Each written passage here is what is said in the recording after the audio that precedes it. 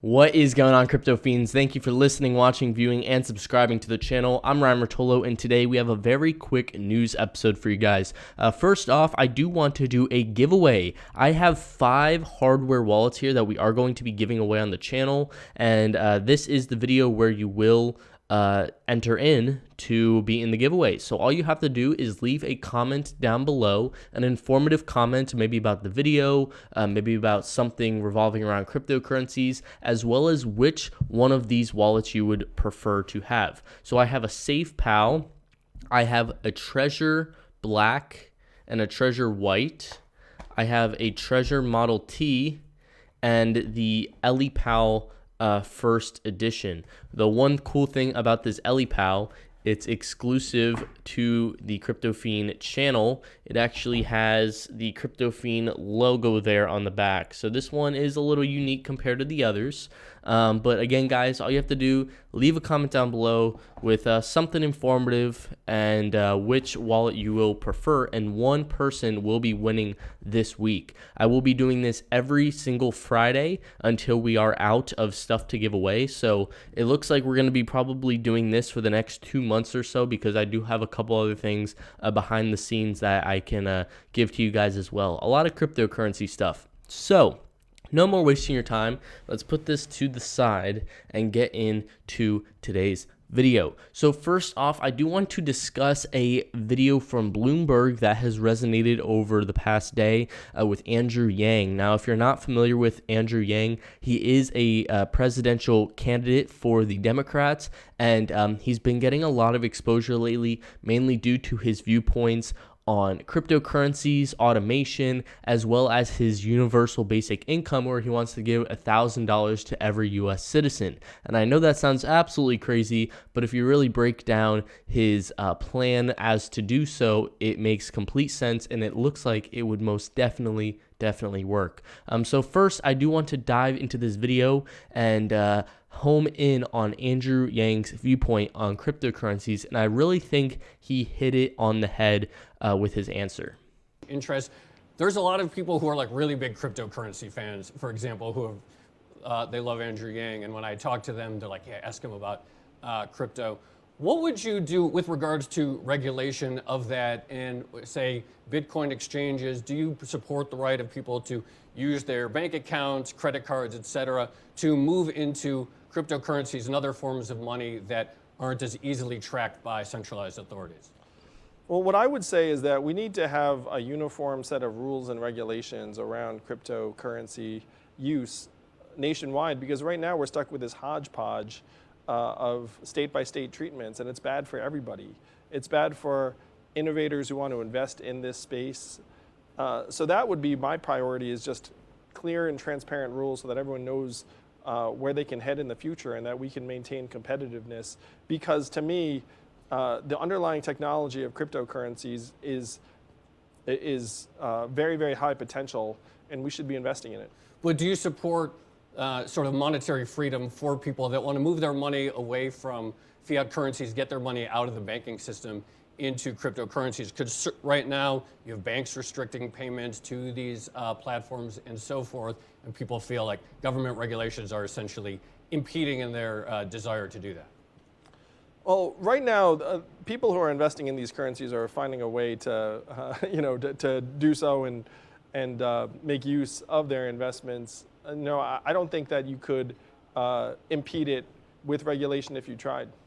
And there you have it. Now, the one thing I find very fascinating is that Andrew Yang is currently the only presidential candidate that has really been pushed on multiple occasions on cryptocurrencies. Now, I think this is mainly due to his overall viewpoint of automation and the future of this country, but it really just goes to show that he does have cryptocurrencies in his best interest when it comes to his agenda, and it really does make sense. We need to get a clear understanding and clear guidelines as to how cryptocurrencies are viewed, at least in the United States right now, because it's an absolute mess. It goes state by state. There's no clear understanding on taxes with the IRS. It's an absolute disaster. So I just figured that'd be a little beneficial to give you a good understanding as to Andrew Yang's viewpoint on cryptocurrencies. And if you guys have not heard of Andrew Yang yet, you can simply Google him. You can look him up on YouTube. He's been on the top podcasts in the world, whether that was Joe Rogan, H3H3, and a few others. But he is really steaming forward in the polls. I believe he's ranked 4th. So he does have a ways to go before he really gets that exposure that he rightfully deserves. But if you guys are interested in learning more about him, go ahead and Google Andrew Yang. Next up, I do want to discuss something a little bit different. And that's something that I personally ever thought I would be looking into in the cryptocurrency space, and that's going to be gold on the blockchain. I've done a little bit of research on this company by the name of Digix, but Digix is actually the finest gold on the blockchain. They are tokenized gold. So just to give you guys a very, very brief rundown, DGX tokens are digital tokens that are backed by 99.99% of gold cast bars from London Bullion Market Association approved refineries. This token is built on the Ethereum blockchain, and the digital representation of physical gold is in the DGX token. They only carry gold of the highest quality using 100 grams of gold bars from the world-class refineries. And a couple things that are very beneficial to using a token like DGX that is backed by gold. First off, it's stable. Now, I don't know if you guys have followed gold. I've personally never really had the interest of doing so, but gold is relatively stable. It can move a couple percentage points per day, per week, but in the grand scheme, it does not move that much on the yearly term. It can go up a few percentages, especially if there's a lot of uncertainty in the economy, etc. But in the grand scheme, it doesn't move as much as you would see with another cryptocurrency like Bitcoin or Ethereum. Next up, it's transferable. It's far more transferable than traditional gold. The DGX token is a token on the blockchain, so you can easily send it to friends and family or to the other side of the world and not have any issues. And of course, everything is on the blockchain, so that makes everything transparent, and all the transactions are viewable. If you ever had the thought of getting into gold because it is a safe haven asset, it is a good store of value, especially with any economic uncertainty or anything like that, especially with the situation that we're going to be discussing next. This is a good option to consider as it is backed by 99.99% of gold. So moving on, I do want to quickly discuss some exciting news. Guys, we just broke 100 friends on crypto.com. Now, this image you guys can see here, this is 100 people signing up and redeeming their MCO Visa cards. So this isn't just everyone signing up to the platform. This is people that have signed up and gotten their own MCO Visa card. So if you are watching this video and you got an MCO Visa card by using this referral link, go ahead and leave a comment down below and let me know. Also, let me know which card you got. I personally have the Indigo Blue and I absolutely love it. I am working hard to get my way up to the Icy White or the Rose Gold, but that one is a little higher up in the rankings, so I still got a ways to go. But I just find this so fascinating, and I'm so happy that you guys are loving the platform. I will be coming out with a more detailed review of crypto.com, as well as a 6-month update as to my experience using the platform. But just seeing 100 of you guys signing up and receiving your own cards, that is absolutely awesome to see, and it really just goes to show that people are stepping into the cryptocurrency space to use this stuff on a daily basis. That is absolutely awesome, guys. Go ahead and if you haven't already, sign up to crypto.com with the referral code CryptoFiend with no space and get yourself $50 when signing up. And you can join the family of friends we have going on at crypto.com. And of course, if you haven't already, follow me on Twitter. That'd be cool too. I'll follow you back if you let me know that you're watching the video. So next up, I do want to dive into the coronavirus. Now, I'm sure you guys have been hearing this all over the place, and I don't want to annoy you with news that you've already heard, but I just want to give a quick rundown as to how this can really affect the cryptocurrency space and other markets as well, like the stock market, and a couple updates as to where we currently are with the coronavirus and the precautions specifically in the United States right now that the government is taking. Now, before we dive into this, I don't want to emphasize that I am all for the coronavirus because it can help cryptocurrencies in one way or another. In the grand scheme, this is something that you would never want to happen in any country around the world.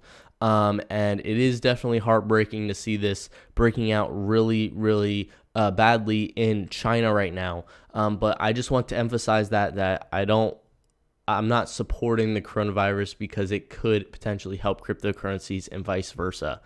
So a lot has been happening in January of 2020. I'm sure you guys can agree. January has been an absolute shit show, whether that be potential World War III threats with Iran, whether that be Australia and the fires, whether that be locusts over in Africa, and of course, we have this coronavirus outbreak. A lot of uncertainty is in the world right now, and a lot of people are wondering, is this a good thing for Bitcoin? Is this a reason why we're starting to see a slowly but surely increase in value for Bitcoin in the cryptocurrency space? It's really hard to determine, but you can factor these into a certain degree. So as you guys know, Bitcoin has been rising pretty impressively over the past month. We have risen 10% in value since January 23rd, and that was when the first quarantine camp was started in Wuhan, China.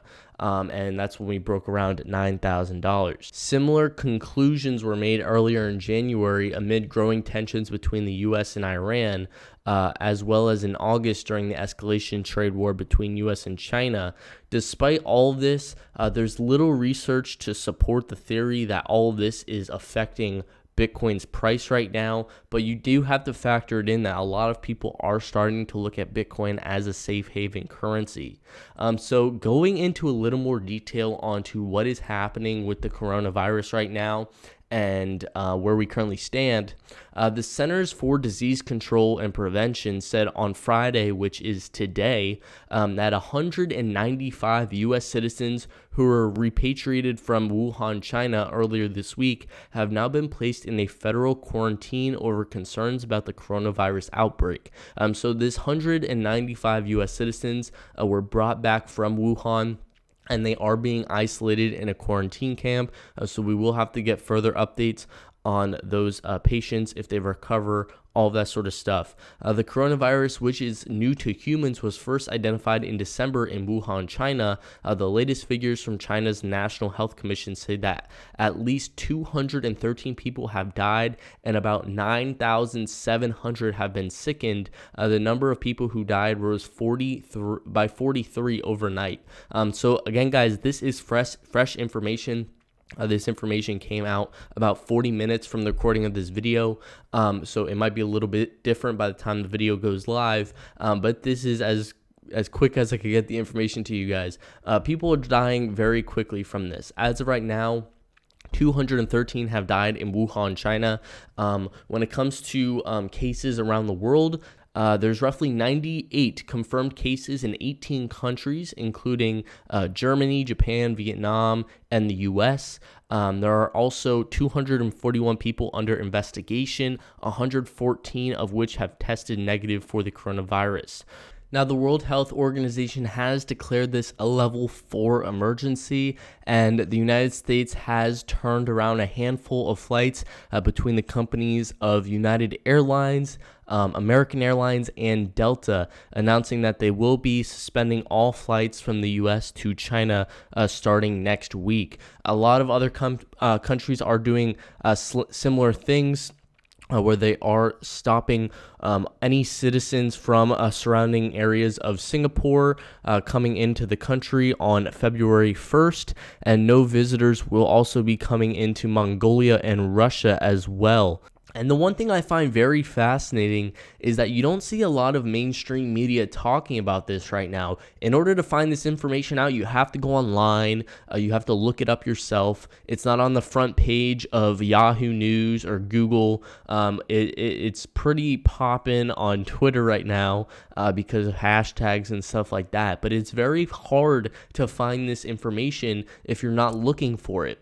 And the main reason, in my opinion, as to why this is the case is that the United States is doing their best to suppress this news. They don't want everyone panicking, freaking out, and also they don't want the stock market to tank drastically. A perfect example is that the Chinese stock market dropped pretty hefty over the past 2 weeks, and this was due to all of the mayhem over in China. And China actually decided to pull the plug and close the stock market for a period of time due to this situation. I know it can sound really scary, but if you take the proper precautions, you understand what to do, what not to do if something like this does come into your area, then you really have nothing to worry about.